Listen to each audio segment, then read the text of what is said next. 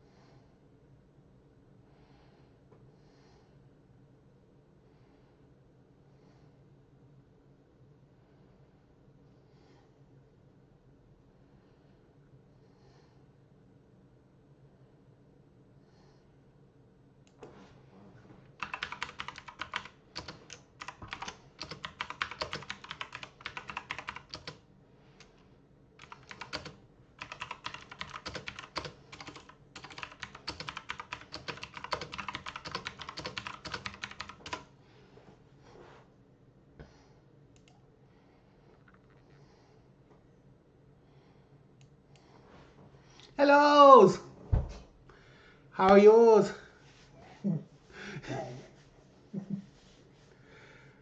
Hello John, hello Adam, hello Sam. How are you all tonight in this colder spring week? I hope you're all well. I haven't done a stream for a long time, to be honest with you.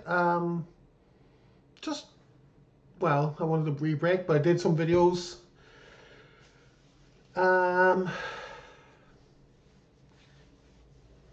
So yeah, if you can see me, give me a thumbs up, because I've got new software, as I said. I want to see if it's working. I'll wait, please. Dun,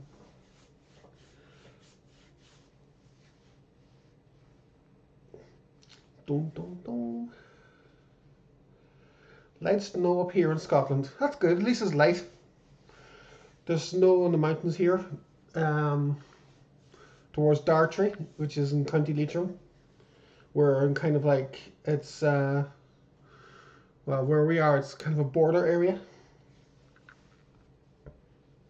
Thanks, Adam, for confirmation there. Brilliant. Happy days. We're about say a couple of miles from Leitrim and a couple of miles from Fermanagh, so we're pretty close to all facilities.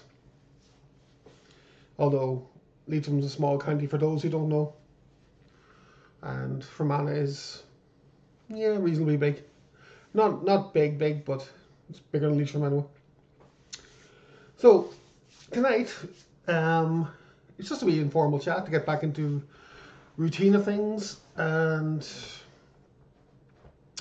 also to let you know what I've just picked up recently. I just picked up 1, 2, 3, 4, maybe about 10 movies or so, and it's just an informal chat, nothing major. If it descends from something else from movies, that's all good. But it's just trying to use some new software, and I'm using Streamlabs OBS, which for Adam and John who know Lampy Man 101, he uses that, and if he uses it and he's able to work, it's all good. Sam, definitely do. Once the warmer weather comes in, for sure. Be good to see you.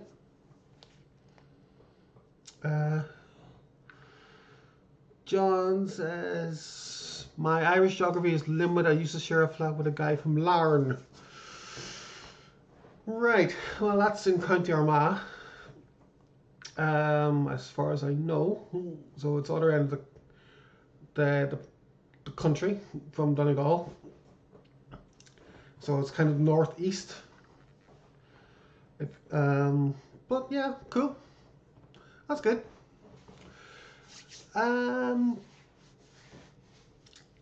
See, my geography of Scotland would be Glasgow, Edinburgh.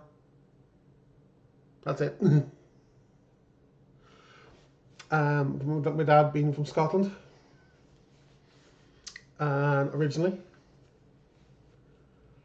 Oh, okay, Sam. Yep, yep. Call up Lexi. Will be able to help you with that for sure. She got a new radio herself there recently, and she's been getting it working, and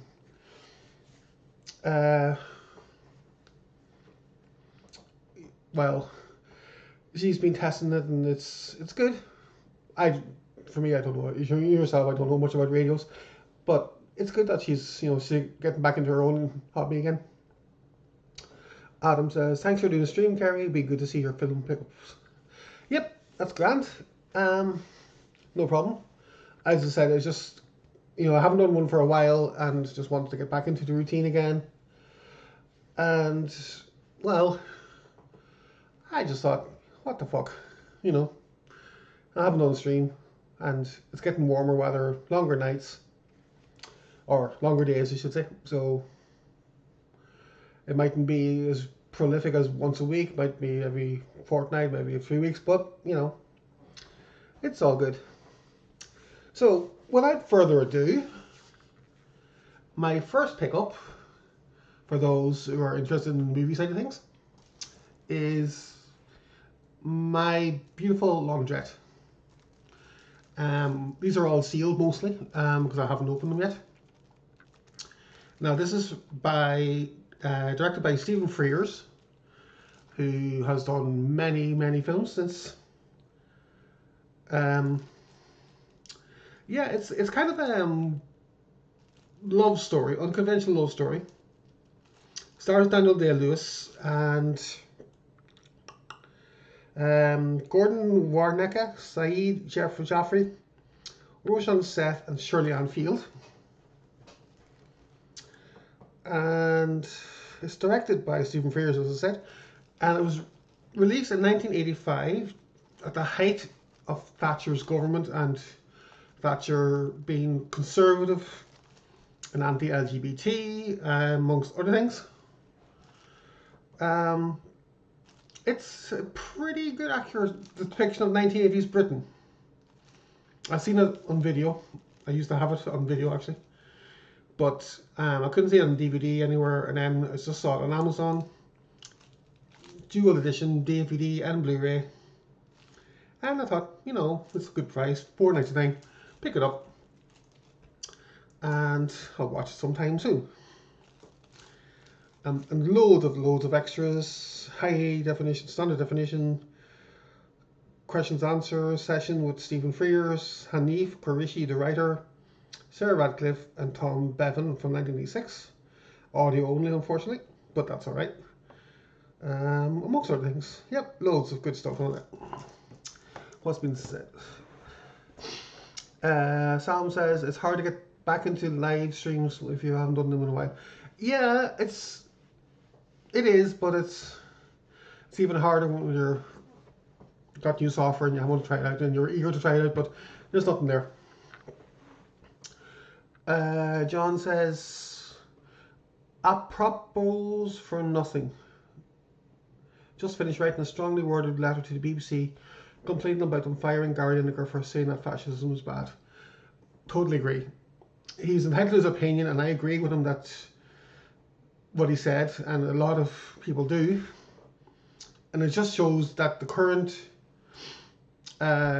Tory rhetoric, that immigrants are bad, everything is bad that is not conservative, is just terrible the way they're going on, and the BBC are an extension now of the government, and sadly and when they're supposed to be, you know, kind of a for everybody, as in you pay your license fee or not, depends on your beliefs. If you're okay with not paying it, that's fine. I'm not going to say you should, but they're supposed to be kind of a neutral agency, neutral television network. But if you're going to sack someone for having an opinion about a government or a policy from the government in their own personal Twitter account, that just says, you know, you're doing a bad thing and you're bad company and should be held accountable, in my opinion. John also says, I remember seeing My Beautiful Laundrette on Channel 4 many a long year ago, and it was controversial, very controversial at the time. Yeah, it was, John, that's right, because, as I said, because of the unconventional love story and the fact that it was released during Thatcher's reign and what she believed and what followed after, and then what preceded, like the miners and Section 28, etc., etc. Bucket load of extras is what DVDs need to compete with stream. As a rule, Arrow provide this in this capacity. They do. They're very good, Arrow, for that reason. But BFI, which this is release of, they're getting there. They're getting good. Next up, we have The Third Man, 4K restoration. To be honest, I have this on DVD, but I wanted a better edition of it. And going by the trailer, it looks amazing. And I just love the story of The Third Man. I love Orson Welles as an actor. Not too keen on it as a director, to be honest with you, but that's, you know, that's beside the point. It's just such a good story. It's so well made. It's beautifully shot. Acting in it is amazing by Orson Welles himself. Carol Reed does a great job directing, especially when you consider it was shot in Vienna after the war, and Vienna must have been devastated due to the war, but he still makes it look really well. And again, I'm looking forward to seeing it, especially the new 4K restoration. I have the Elephant Man on a 4K restoration. If there's anything like that from Studio Canal, it will be amazing to look at and amazing to watch. And just little details. Sam says the BBC is controlled by politics behind closed doors. I don't watch them in part for that reason. Exactly. They're an arm of the government, which they shouldn't be. They're meant to be neutral. But with this whole debacle with Gary Lineker and the like, you know, he shouldn't, you know, he shouldn't be sacked for having his opinion on his own account, Twitter account. Adam says, haven't yet seen My Beautiful Laundrette, need to check it out. If you like Daniel Day-Lewis, Adam, definitely check it out. John also says Criterion can also sometimes be good extras wise, but way too overpriced. Yes, that's the only thing with Criterion. It's a very niche boutique label, especially when it comes to their Blu-ray and 4K editions. But sometimes it's worth it, sometimes it's not, even though they always, well, most of the time I should say, select good movies. I have a few Criterion, but it's only a few David Lynch, like Fire Walk With Me and Eraserhead from Criterion, and Lost Highway as well. But if it's, again, it is as I said, it's a boutique label, and you're paying for that, you know. But again, when it came to Lost Highway, for example, I needed to upgrade my DVD, and I couldn't. To Blu-ray, I couldn't find a good price for Lost Highway. Um, so I was looking at, there's people are looking €60 for it, and I was like, no way, would I pay €60 for a Blu-ray? And then Lost Highway is, Adam actually pointed out there on Facebook a few months back. He said it was being released in October last year, and coincidentally, around the time of my birthday. And it was a good price, so I thought, fuck it, pick it up. So next up, Deep End, filmed by Jerzy Skolimowski. Despite the name, it's set in England. Starring John Mulder Brown as Mike, and Jane Asher as his co-worker. It's about a young lad who finds work in a swim bath or swim pool, leisure centre, etc. And he has swim bath says on the back here. And he falls for his co-worker. And basically, she's older than him, and he's demonized because of his lust for her. And considering that it was made in 1970, it is kind of surprising. It's only got a 15 cert now. I'm looking forward to seeing this. I haven't seen it. Again, it's a BFI dual edition DVD and Blu-ray. And there's a few extras on this. Deleted scenes, theatrical trailer, Careless Love, which 10-minute rare and disturbing tale in which a woman takes drastic action to keep the affection of the man she loves, and his wee booklet as well. So yeah, I find the BFI editions, they're beautifully remastered and restored, and again, looking forward to seeing that.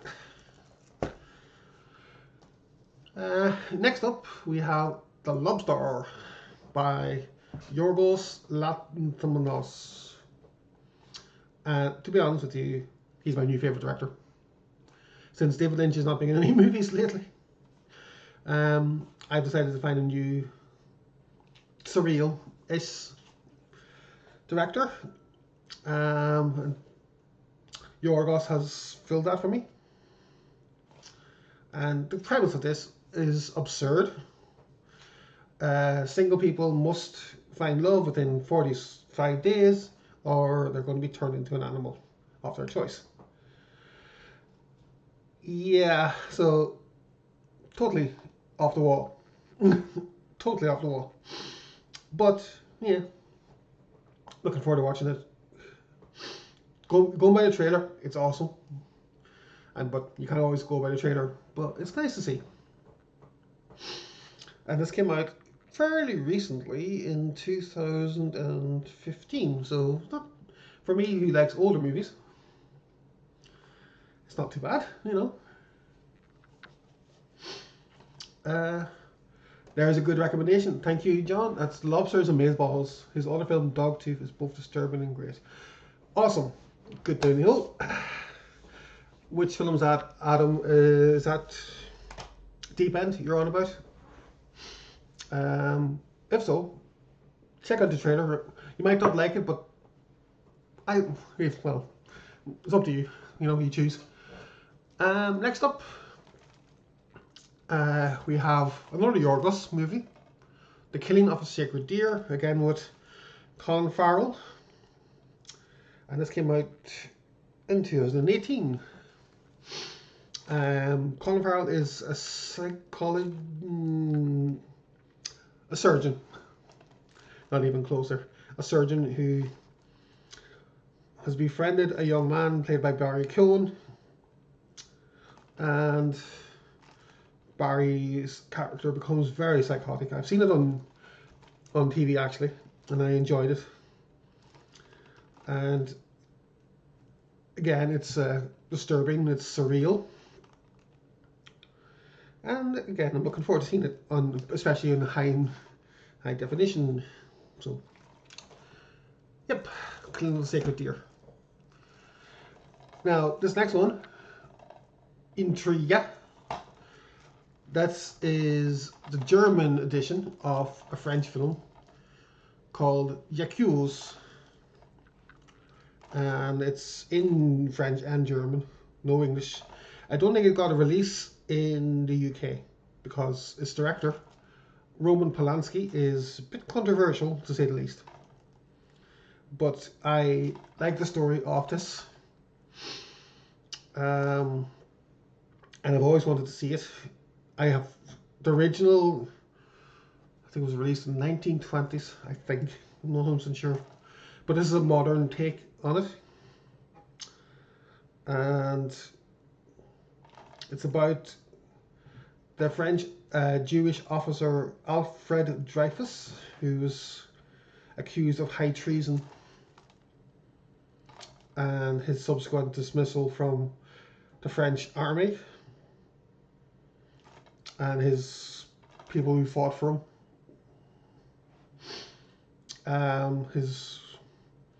So it stars Jean Dujardin, Louis Garrel, Emmanuel Senior, and Gregory Gadibos. So Jean Dujardin, if you have know any French films, he was most famously in The Artist, which won Best Picture Oscar in 2012, I think, 2012-13. Emmanuel Senya, she was in Roman Polanski's movies a lot. She was most famously in The Ninth Gate as the girl, otherwise known as the Whore of Babylon, or whatever way you want to take it. So, John says, no matter what I see Colin Farrell in, I just remember him as that guy from Ballykiss Angel, LOL. Yeah, that's where he started his career. Yeah, he's done a lot of good work, to be honest, John. You should check him out. A lot of local Irish films he's done. He did a film called Intermission with Cillian Murphy. And who else was it? Oh God, who was it? What do you call him? Colin Meaney. Colin Meaney played a guard, and Colin Farrell played a criminal, a crook, who basically Colin Meaney is trying to chase after and catch. But it's a kind of a different plot lines. Each story means something. At the very end, you'll find it all come together in the end, and it's don't know how else you describe it. But next up, we have Wildfire, which was shot locally, as in Donegal, and it is directed by Kathy Brady, with Nora Jane Noon and Nika McGuigan. Now, unfortunately, one of the girls in this, I think it was Nika, I'm not 100% sure, she passed away shortly after this was released, very suddenly, but I think it was just natural causes. But Wildfire is a very hard-hitting movie. It was, as I said, it was filmed in Donegal, also in parts of Derry.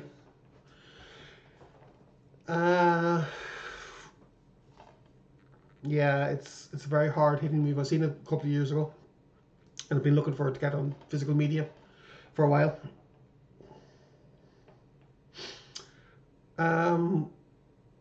I would recommend it if you like just a different kind of story, but it's up to you. If you know. John says, now, I know he's done some great stuff, but it was just the first thing I saw him in. Same as Guy Pearce, all I can think of, didn't he used to be in Neighbours? Wasn't he Mike in Neighbours? I think he was. I think it was Mike, yeah. Right, for all those horror fans, we have the reimagining of Suspiria. To be honest, I've been looking to get this for, well, since, um, well, since it came out. Again, price-wise, it was very expensive, but I got it for $3.99. Um, it was, yeah. If you've seen the original, you'll know the story of the three mothers and the witchcraft, and looking forward to seeing this. I've seen some of it before, as in the first 20 minutes of it, and I'm intrigued. But I'm also intrigued by the fact that it was given Dario Argento, the original director of Suspiria from 1977. He gave his blessing for this, and so I'm looking forward to that. And if there's anything, I know it won't be exactly like the original, like the way it's shot, because if you know the original, well, let's just say it's colourful. And I'm looking forward to actually seeing how Tilda Swinton becomes creepy, for want of a better word. And as far as I know, I think I read it somewhere.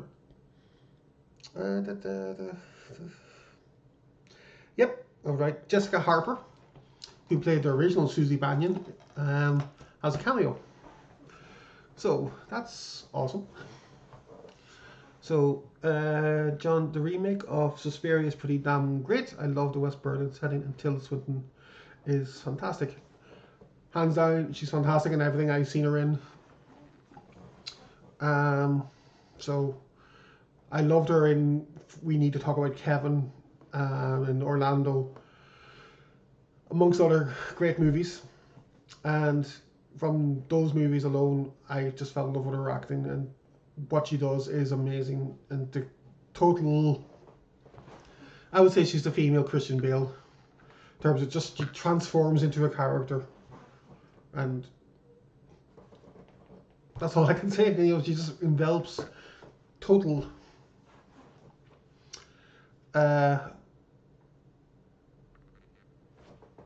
Yeah. Next up, Open Your Eyes with Penelope Cruz and Eduardo Noriega, the original version of Vanilla Sky. So I actually found this in a charity shop for 10 cents. I was like, bargain, I'm going to get that. And I was like, yep. I've seen Vanilla Sky, and I've always wanted to see the original, and I couldn't find it anywhere.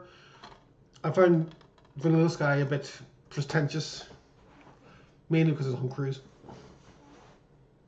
Can't help it. Sorry, guys, if you're a fan of Tom Cruise. But I just find him, in that movie alone, he was, well, a bit of a dick. But then again, so was his character's meant to be. Next up, the original The Crazies from George Romero.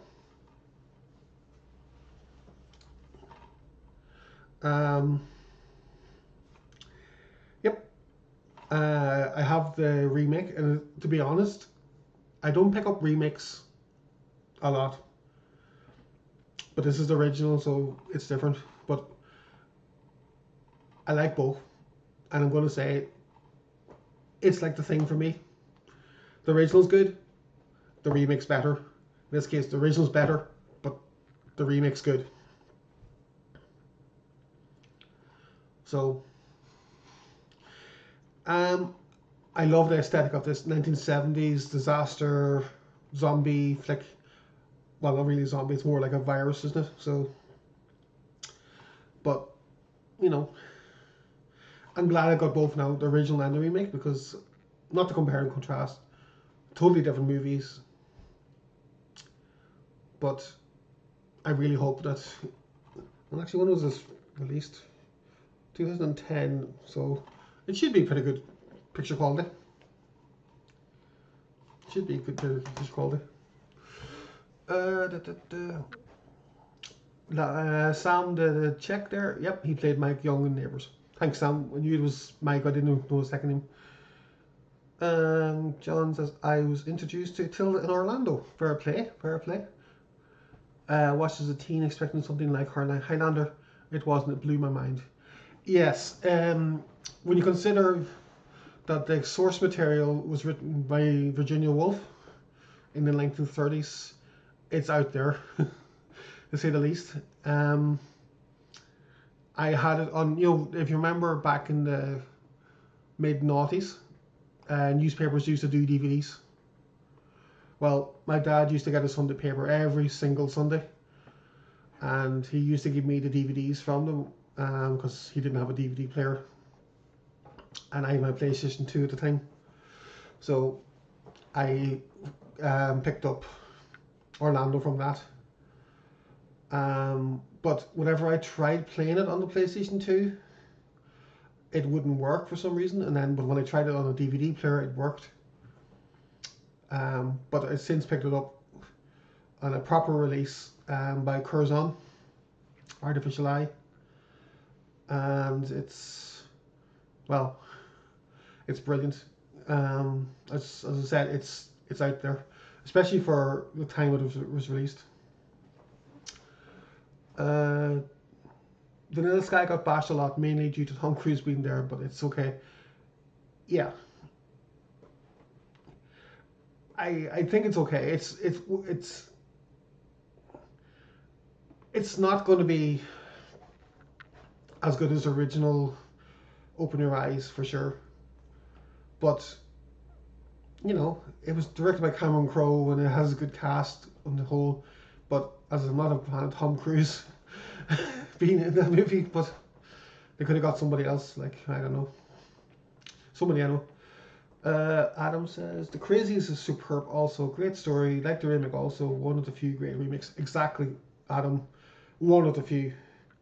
The Thing, as I said, definitely. Suspiria. Yeah. I had the Sunday paper edition too, John says.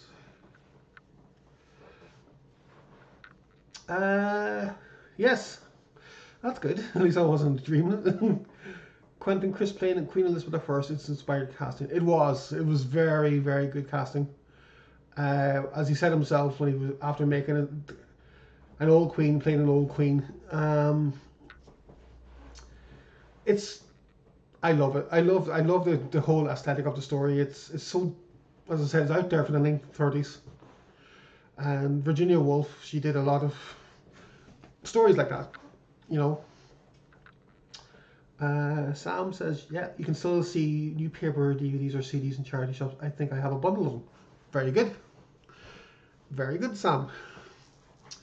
Right, next up, Mr. Cronenberg's latest offering, Crimes of the Future. I seen this last year before probably a lot of people, I'd say, in my circle on the internet. And to be honest, I didn't like it first time around. I thought it was contentious, and that's saying a lot for a David Cronenberg movie. But saying that, the second time around, I watched it, and I loved it. I got the aesthetic he was going for. I got the world he was building in this. Where, Viggo Mortensen's character, he's more like,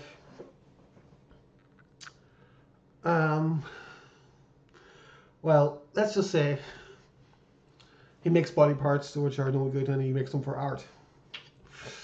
Typical Cronenberg. Hang on, we got a new visitor. Hello, Grob. Number 77, Grobnob, das Troll. Guten Tag, mein Freunde. Wie geht's? Hope you're well, Grob. Nice to see you here. John says, this Crimes of the Future, is it a remake or his other similarly titled movie? It's a totally different movie, John. The original Crimes of the Future from 1970 is totally different. It's very bleak. It's more about women being deemed infertile after a certain age, and Roland Mosnick, I think the name of the actor, his character, I know, Mosnick or something, I know, kind of think. His character is kind of a psychologist or psychiatrist or something, and he's, well, it goes places which at the very end is kind of wouldn't be the most construcive to this chat, this kind of channel. It's weird, and I can see what Cronenberg was trying to do with it and trying to get his name out there by being slightly controversial. But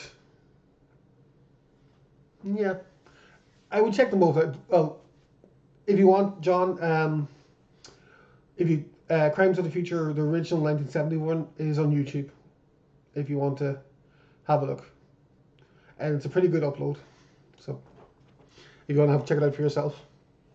But it's very different from this 2022 edition. Very, very different.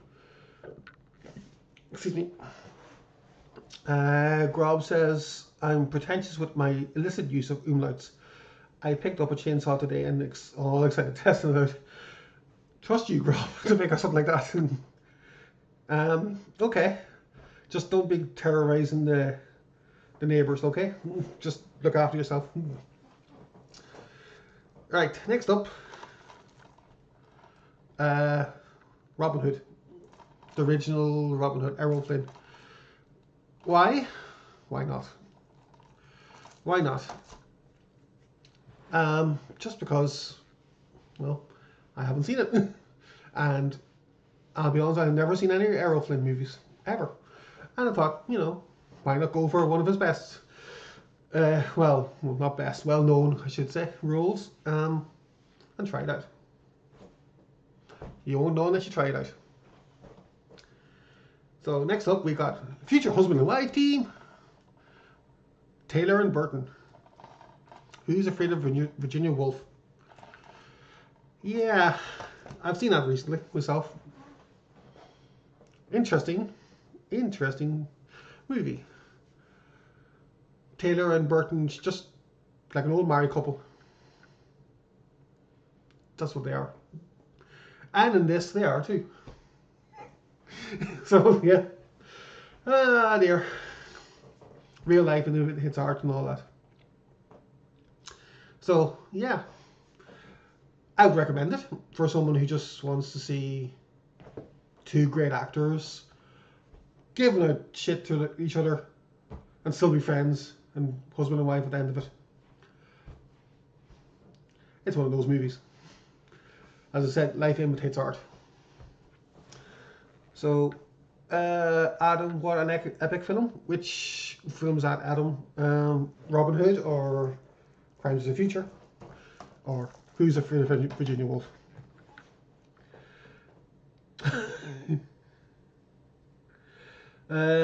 John says, Who's afraid of Virginia Woolf? I am. You shouldn't be, John. You shouldn't be. She's harmless. Grob says, film-wise, I recently picked up two NHS grayscale X-ray monitors and all the required cables. Saw my Universal Film Noir classics look divine and up to 2048 by 1536 resolution, pure black and white. Very good. I saw you were looking at getting them. I remember you kind of tagged me in a post on Facebook about it. I'll be watching Night of the Living Dead in pure monochrome as far as near nasty goes. Very good again. Although Night of the Living Dead was prior to the nasty scares. But that's cool. You tested it with old Doctor Who and it looks amazing. Kubrick air films were even good. Brilliant. Good, you got good value for money there, Grob. Fair play. We go from one black and white topic to another. A Streetcar Named Desire. Stella! Yes, this was actually inspired by James Mullins. He recently picked it up himself. And he said it was brilliant. I haven't seen it, but I know the Simpsons episode where Ned Flanders plays Stanley Kowalski. Yeah. And Kim Hunter plays Stella. Yep. Looking forward to seeing that. Speaking of old Doctor Who, BritBox seems to have died a death. Well, we can't get it here, John. It seemed a bit expensive to sign up for when we were living in the north. But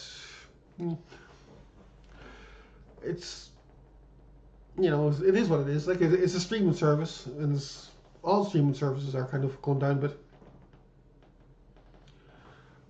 Sam says, got to go, Kerry. I have a phone call, but good to see you live streaming again. Keep doing what you're doing. Thanks, Sam. See you soon, hopefully.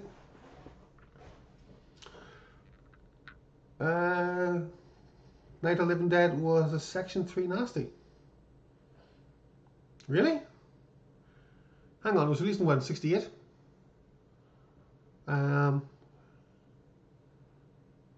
Fuck. Did not know that. Interesting. Nice bit of trivia there. Thanks, Rob. John says, I've always relied on the kindness of strangers. Yep. That's from Streetcar, yep. Next up, again, another Elizabeth Taylor, and it's Cat on a Hot Tin Roof. Again, I haven't seen it. I'm just going through I'm actually going through Elizabeth Taylor phase at the minute, I think, in my movies. Again, I haven't seen it, so I can't really comment. But I'm looking forward to seeing it. Okay, next up, we're getting a bit Oscar baity now. The Quiet Girl, aka Uncallion Cuan, Ireland's Oscar Best Short Film nomination. Partly in Irish, first Irish film to be nominated for an Oscar which has Irish language, which is brilliant. I've seen it. Actually, I've seen it on a trailer of it, I should say. But funnily enough, I got this in Ireland's answer to HMV Golden Discs. Yeah, as you can see, two for €22. Yeah. It was on DVD in the shop. And when we were walking back to the bus station, myself and Lexi, one day when I got this, I saw it in the cinema. As in, I saw the billboard for it in the cinema. So how can it be released on physical media and DVD at the same time? That's the quirk of Irish films. Not popular at the time, but once the Oscars come, yes. Looking forward to seeing it, as it's a short and it's a really nice story apparently as well. And had to get that. Banshees of Inisherin. For two reasons. One being it's Irish. Yes, it was nominated for Best British Film at the BAFTAs. That's only because it was a British co-production, but it's set in Ireland and it's Irish actors for the most part, so it's Irish. Controversial, yes, but that's what I think. So the rest of you. No, joking aside, yeah, it's a really good story. I like it. It's slow and it's mysterious, but it's a very good showing of what Irish life was like in the 1920s. And it shows two characters who used to get on and now don't. And it gets a bit gruesome. I'm not gonna lie. It gets a bit gruesome. You know, but it's all good. It's all good. Uh, do, do, do. So catching up with the chat now.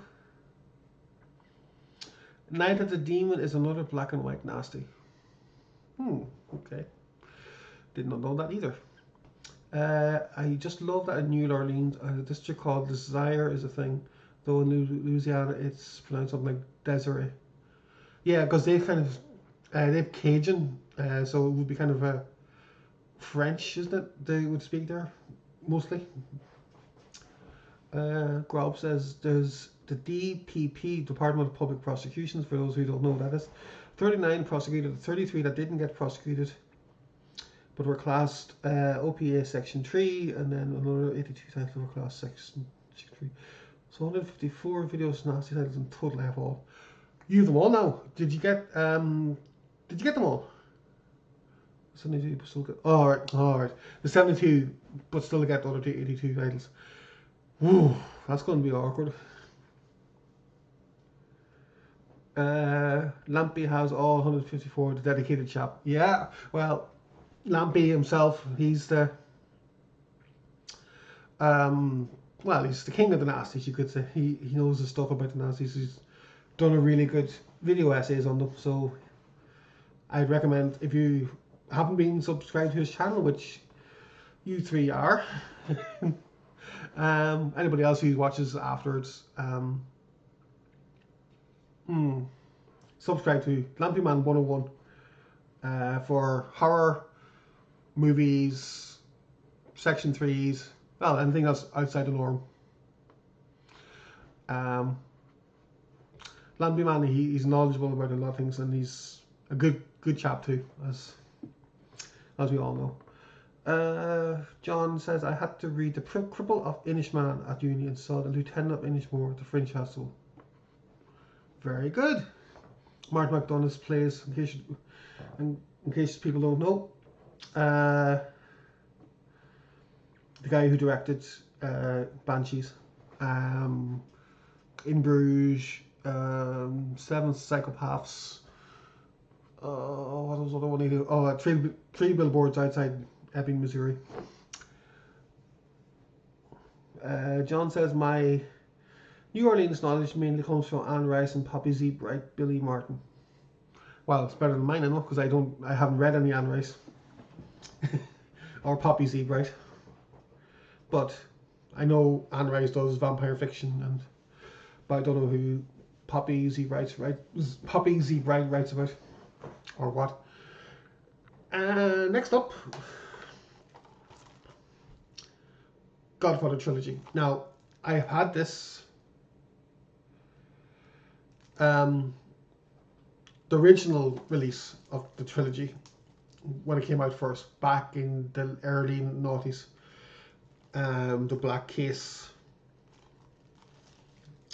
and I had to get a new edition because picture quality will be better, I hope. And what I didn't realize at the time, and I only realized a couple of nights ago when I went to look at it, as in the box, this has the Godfather Coda edition of Godfather 3, which is the improved version of Godfather 3. For those who don't know, it's meant to be Francis Ford Coppola's proper version for Paramount got annoyed and cut things to shreds. So yeah, hopefully a better quality picture. Going by, well, as I said, compared to my early release, which I had back in the early noughties, I'm still keeping that, mainly because the extras on the extra disc are so numerous. That would be brilliant if they release them on Blu-ray, because they are amazing, or added to them. But this is just basically the movies, nothing else. It's just like the original release. But I'm glad that it's got the Coda version on this. Even though it was on Film 4 recently, and Lexi said, "Do you want to watch it?" And I said, "No, I have it on DVD." I didn't think that it would be the Coda version, but you know, turns out it was. So happy days. Grob says, I once described Lampy as the John Peel of crap movies. He was very touched. As he should be, because that's a lovely compliment, Grob. That is a beautiful compliment. And John Peel was a lovely man too. Very good getting new music out there to the masses, and I'm glad, you know, he touched their lives for music lovers. Southern Comfort in the Water by a big Cajun movies. I've seen both, and to be honest with you, I prefer Southern Comfort. Nothing against Adam Sandler, but Southern Comfort is more survivalist, and you know, let's just say, if you haven't seen it, you need to see it, and I love it.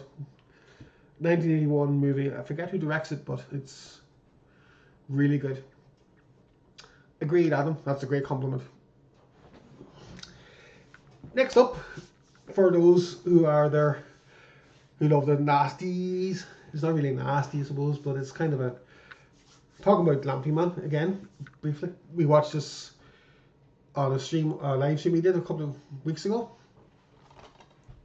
Demons. And now, I had this in VHS, those years ago, about 20 years ago, 30 years ago. And I couldn't find it on DVD. I could not find it. And I'm going to be fair to you viewers, gang, whatever. I gave up looking for it.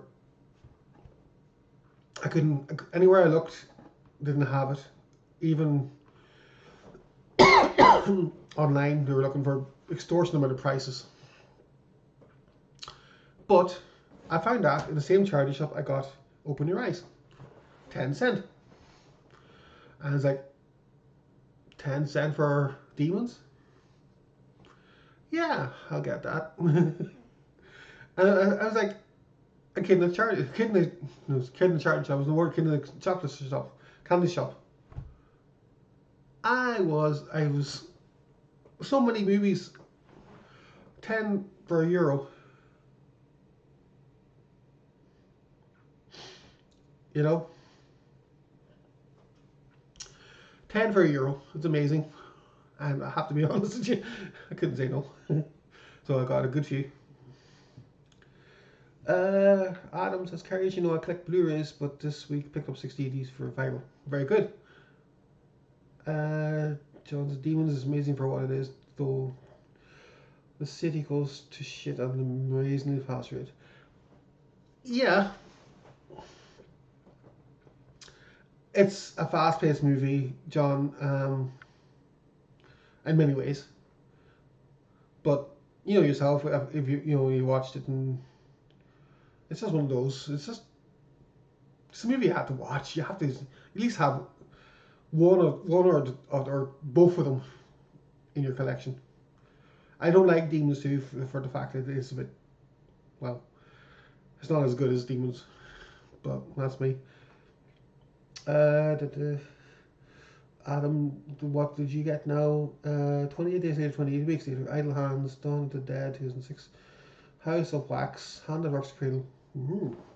So, Dawn of the Dead, 2006, is that the Zack Snyder version, I'm guessing? If it is, I think I have that as well. It's uncertified version I have. House of Wax, hope that's the original with Vincent Price. Hand that Works Cradle, good suspenseful thriller there from the 90s. A mixed bag, but couldn't go wrong for £5. Of course not, Jesus. £5, that's really good. And mostly DVD with a few Blu-rays, but still got VHS and disc though. Same grub. I'm about 90%, 95% DVD.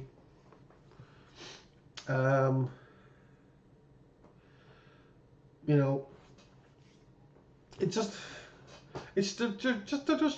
cheaper, and it makes sense to, you know, if you want, you know, I just got DVDs just to upgrade, or Blu-ray to upgrade, you know, and looks, and because, well, sometimes the Blu-ray is cheaper. Hello, Kieran. Nice to see you here. Thanks for coming by. You missed most of the the countdown. But you're welcome. Thanks for coming. Next up and lastly, it's a heavy one. It's a box set. The Chaplin Collection. Now, it's volume 2. Volume 1 is ridiculously expensive. And you're talking about €50 for 6 movies. So this is 1, 2, 3, 4, 5, 6 Chaplins. So we got The Circus, City Lights, The Kid, Monsieur. Kieran, you're gonna have to help me with this. Monsieur Verdoux, A King in New York, and A Woman of Paris.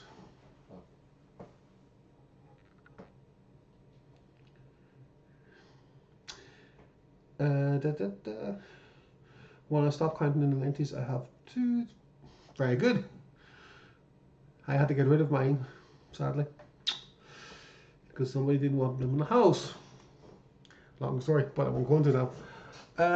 Kieran, are we chatting about buying films, or should I say films? Yes, Kieran. Mock my accent. That's alright.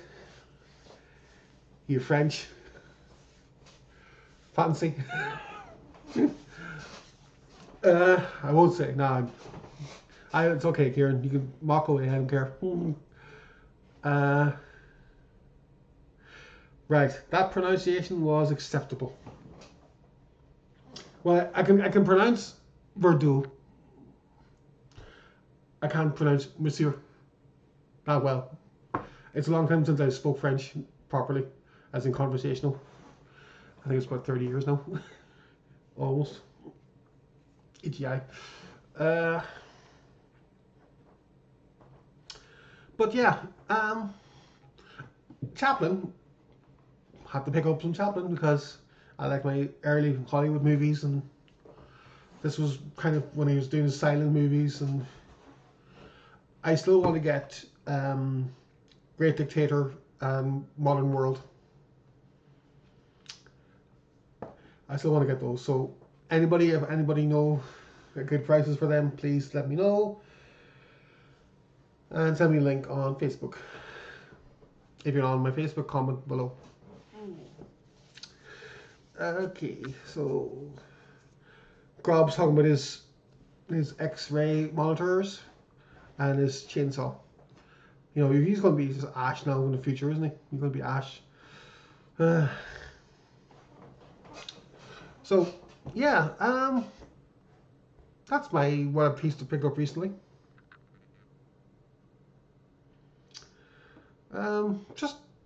Let's see, 1, 2, 3, 4, 5, 6, 7, 8. Yeah, but I was way off. I was about 19 there. But yeah, I try to support charity shop if I can. When I buy my movies, because for me it's a win-win. I get movies. They get money, donation, whatever. So, it's good. And I don't feel bad. That's in the box set, Kieran. A Woman of Paris, yeah. That's, oh, Jesus. Let's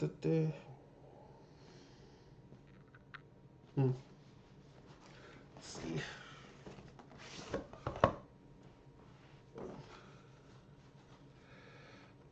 That's it. Oh, Jesus. The weight that's it there.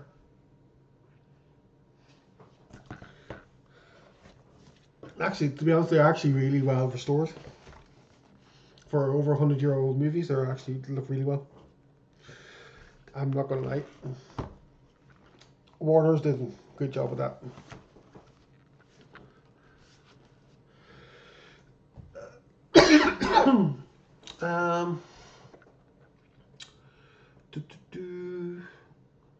Grob says, I'm lacking Chaplin, Laurel and Hardy, and Buster Keating.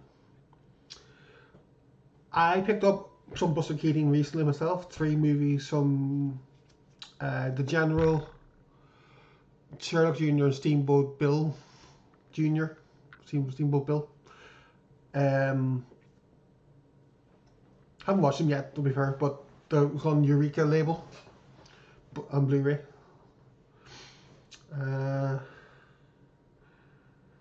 Let's see. John says, do keks deliver to you? You can get the Great Dictator for about £5.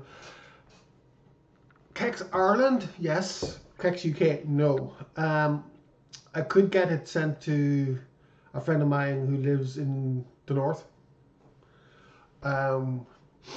which would be work good. I could try. See if I can get it that way. Be great if I could, but you know. Sorry, excuse me for burping there. I'm not going to hold out much hope until I can. But thanks for the heads up, John. Appreciate that. That's good. Nice of you to give me the recommendation and the link. Not link, but the details.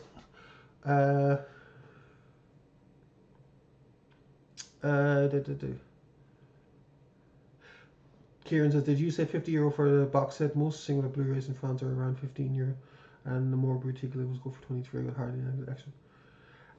Yeah, it's Chaplin, Kieran, his Chaplin Collection Volume 1. That was on Amazon. It extortionately expensive for what they are. They're mostly, well, copyright now open, copyright free. So, but yeah, it is a rip off. Like, even as you say, €15 for single Blu-rays and boutique labels for 23. It's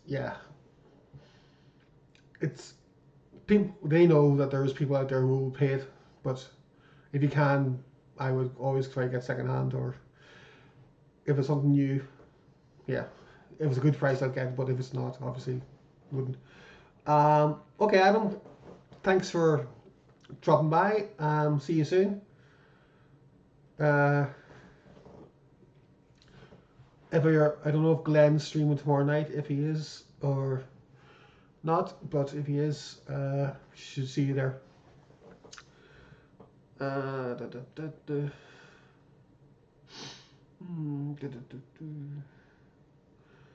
Grob has never seen The Great Dictator. I'm sure you would know the premise of it, Grob. It's basically a take of Hitler, and it's most famous for a speech at the very end, which Chaplin does, an anti-fascist speech. He doesn't want to be a dictator or a leader. He's sick of it, and he just wants to preach love and understanding for everybody. So,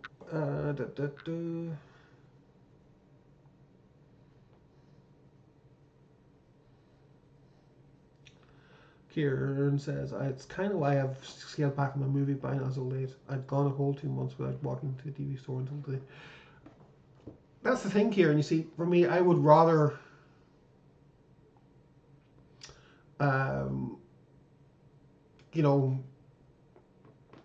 get second hand, because they are so expensive. Unless you can get a really good price, and it's worth more, but it's priced less, if that makes sense. Like places like Kex, don't know if it's similar in France. They're robbers. Like, you might maybe go into them and like trade in a movie, and you only get a penny for it or a cent, and they'll sell it for £1 or €1. So they're making 99 cents or 99p profit. It was like, it's not worth it. But at the same time, Whereas a charity shop, it's good. The money's going. Well, you'd hope, and the money's going to, uh, you know, a worthy cause. And I'd rather do that. So, John says the speech in The Great Dictator is one of the greatest, moving, and important speeches in cinema history. Yes, indeed. Couldn't put it better myself, John. Grob says, I've seen Mel Brooks, The Producers, though, and the questionable nasty set in camps. Jerry Lewis did a camp film and it was shelved. Salo, of course, Monge Mons. Yeah. We all know about Mel Brooks, The Producers. I love it. It's one of my favourite Mel Brooks films. Very, very risky. Springtime for Hitler and all comes to mind. But Mel Brooks, being a Jewish man himself, he said if you can't laugh at things like that, there's something wrong. The sheer stupidity and campiness of the ruling party at the time in Germany. The Salo, well, what can we say about Salo? That has been said already. Watch at your peril. That's all I'll say. You can talk about something else if you want. Kieran says, thing is, I still like these boutique labels, even if they're pricier than normal releases. The extras are half the reasons I buy movies these days. That's why earlier in the stream, I showed that I got some dual editions, BFI editions of Deep End, My Beautiful Laundrette. Great extras on them. Definitely worth the money for that reason alone. And it gives you a bit of film history as well. Grob says, I like Arrow and 88 films. I like Arrow myself. They do really good extras. 88 films haven't really much in their label, but I know they're good. The Day the Clown Cried is due to be released next year, I think. I can only hope it lives up to the hype. Will it be released though, John? Will it? They've been trying to hide it for a long time. The Arrow Driller Killer Blu-ray is a must have used for £6. Yeah, I remember you saying about that before, Grob, a couple of years back. I got mine for 10p. DVD though. It's in the charity shop. But it was from, like, it was sealed, and the woman in the shop, she was like, I just saw it and I asked her how much it was, and she said, 10p. And I don't think she realised that it was a nasty or whatever. It was just a DVD to her and sell on. Grob says they did a biopic of Pasolini recently, William Dafoe. Yep, that's right. And I watched maybe 10 minutes of it. Didn't get much else into it because of, well, I was watching it kind of late. But it looked good. And Willem Dafoe is a good actor, so, he'd make it good. Excuse me. Kieran says, Arrow, 88 films, Severin, Vinegar Syndrome, BFI, Kinda, Radiant, and others are all great. They generally put a lot of effort into their releases. Yes. Yes, they do. No more words needed for that. 88 films do the Anthropophagus DVD and Blu-ray. And you do like Anthropophagus. Yeah. Yeah, well, it is a nasty grub, so yeah. Yeah. Of course it's going to be interesting. What else can I say? Well, moving away from slightly older movies, blah blah blah. I think Well, we recently watched Ant-Man Quantumania a few days ago, and I'll be honest with you, I like it. But then again, I am a Marvel fan, and I'm not gonna change that anytime soon. Uh,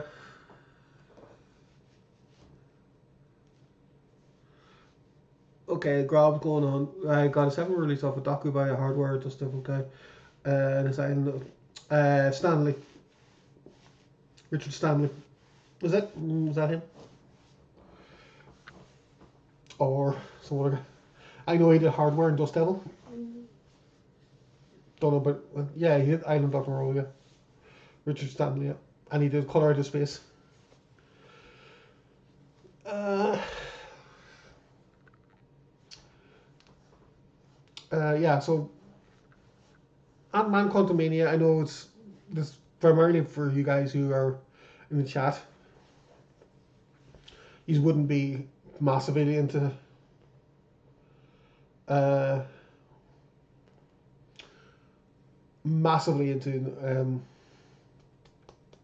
MCU stuff. But to me, it's escapism. I like it. I've always liked Marvel. Yes, they've had a few shite movies over the last number of years. Well, what studio hasn't? And some shite TV shows, but at the same time, it's entertainment. At the end of the day, it's not going to hurt anybody really. But I know there's a lot better movies out there, and there's a lot worse, and sometimes the worst ones are better. Birdemic, for example.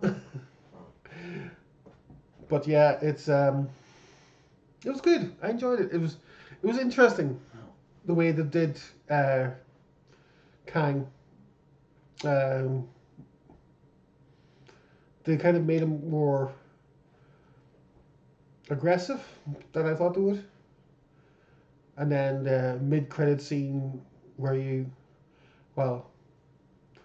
going into Marvel over here, you see the Council of Kangs.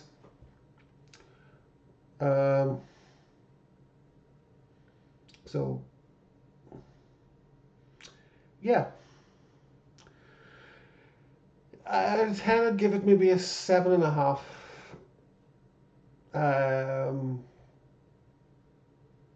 Paul Rudd was alright. Jonathan Majors as Kang was alright. Michael Douglas, Michelle Pfeiffer were alright. The girl playing Ant-Man's daughter was better than I thought she would be. Yeah. Anyway, that's Marvel out of the way. Grob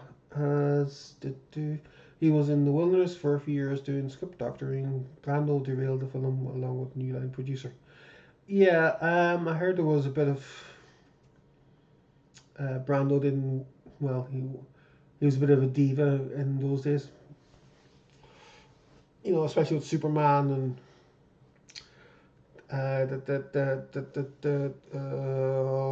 Apocalypse Now. It was around that time when he was becoming his diva style. I think I remained with him until he died. The film I want to see is Haunter of the Dark, H.P. Lovecraft. Cool. I didn't know it was coming out. But yeah. Kieran, Lovecraft, you want to see? Yeah. There is loads of stuff that he wrote. It's very of its time.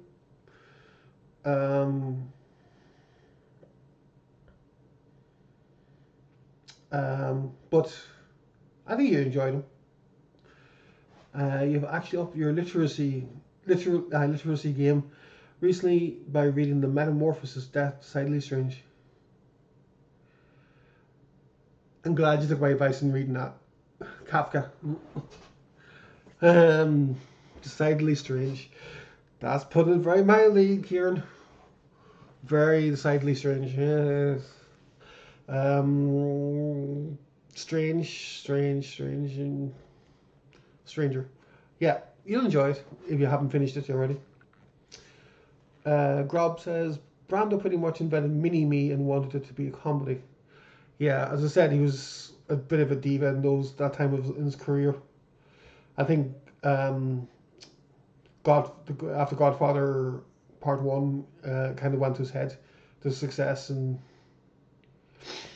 uh, he was. Don't get me wrong, he's a great actor. He was a great actor for everything he did that I've seen in him, and he was great. Um, but you just can't, you know. It's one of those. Fame going to his head, and he, you finished it, Kieran. Good on you. Reading The Castle, awesome. I haven't read that myself, to be honest with you, but cool. Fair play to you. John says Lovecraft is one of those writers. Love his stuff. Don't care for the man. A great podcast, voluminous, analysing his letters. He famously wrote many, many letters. Cool. Is that on Spotify or YouTube or where is it? Be good to have a listen to that.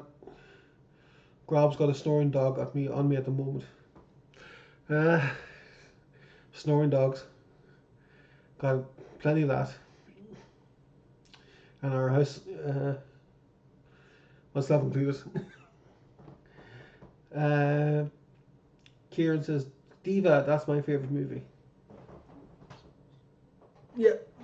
So I was checking there, I thought you might have said Dival. Rob says, Brando's pretty much a chaos agent messing with directors from Superman. Yeah.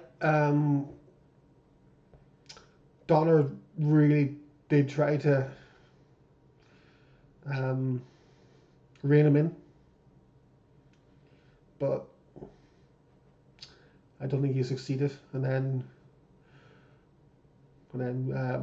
Coppola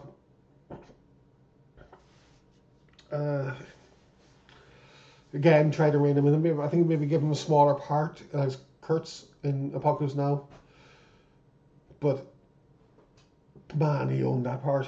30 minutes of it. Cinema du Luc. Cool. I listened to it on Apple Podcasts. Okay. Don't have Apple devices or Apple hardware or anything like that, so I'll have a look first just to see if I can find it somewhere. There's one called HP Podcraft. Oh, very good, very good.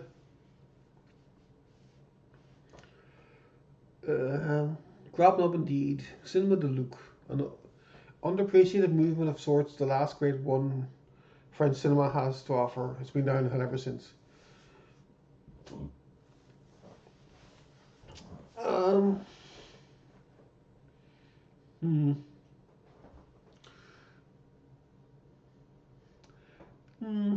Yeah, kind of maybe.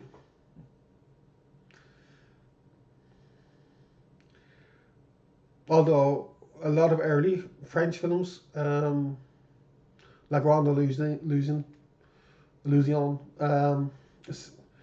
Règles du Jeu, stuff like that. That's where I would be. Apart from the French New Wave as well.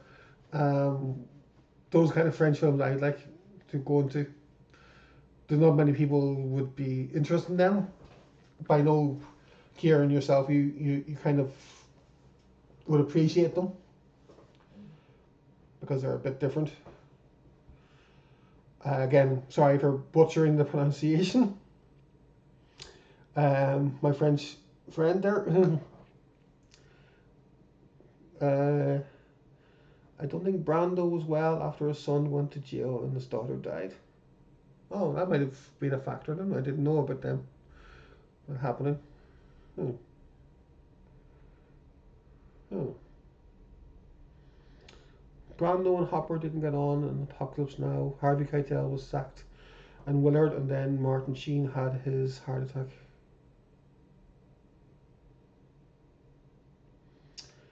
Grand Illusion and Règle de Jeu are Jean Renoir. I think that's the poetic realism of the 30s or something. Yes, it is the 30s, yeah. Um, yeah, there's other Renoir as well I want to check out, but I can't remember the names. Kieran, but uh, I'll inbox you if you when I remember them, and so you can have a look if something you'd be into as well.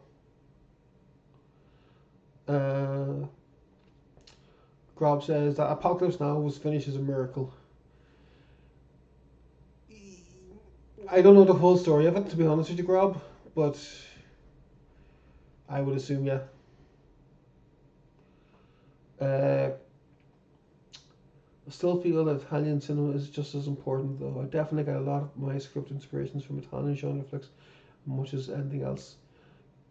Key de Brooms, maybe Marcel Carnet.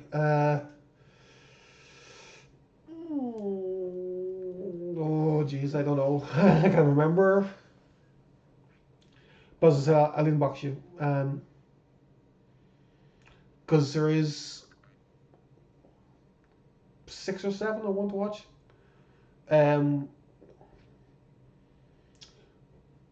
See, with for me the real neo-realist of Italy after the war and the realist French cinema before the war.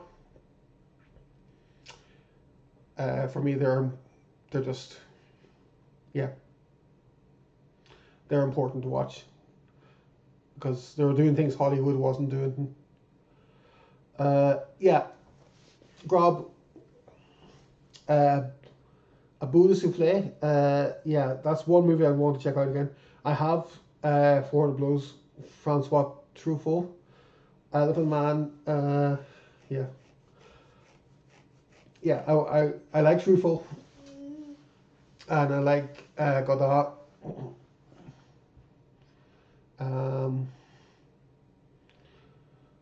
Jean-Pierre Melville. Yeah, some of his stuff. No. There is one Les Samurai I want to actually get, but money, and it's only on Criterion. You can't get it anywhere else, unfortunately, at the minute. Clouseau's a director to watch. Diabolique, yes. I think that's one of them, yes. Diabolique.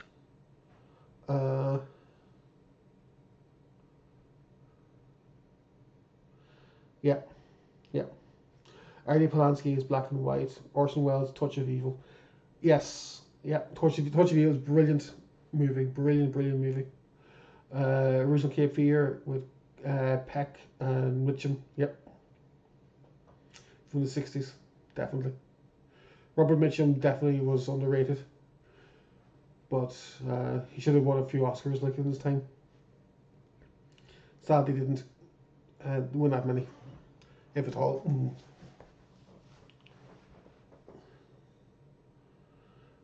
You'd be shocked how bad black and white looks on colour TV. The grayscale monitor really makes it pop. Well, that's good. That's good. Don't grab. That's what you want, though. That's what you want, as you say, for your, Night of the Living Dead and stuff like that. Yes, Night of the Hunter. Yep, great film. Amazingly well acted and scary at the boot.